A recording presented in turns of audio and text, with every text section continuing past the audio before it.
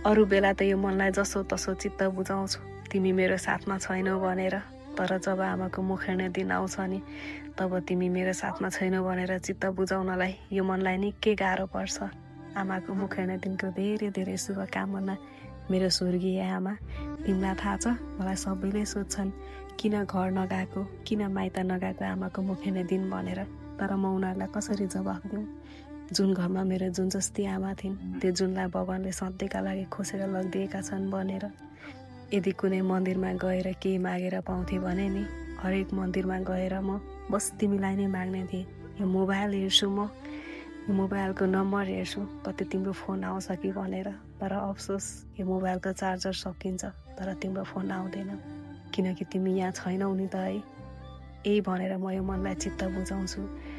भएछ भने अर्को जुनी लामो आयु लिएर आऊ है, म तिमीसँगै आमाको मुख हेर्ने दिन मनाउन चाहन्छु। मेरी प्यारी आमा, धेरै माया अनि धेरै सम्झना छ आमा।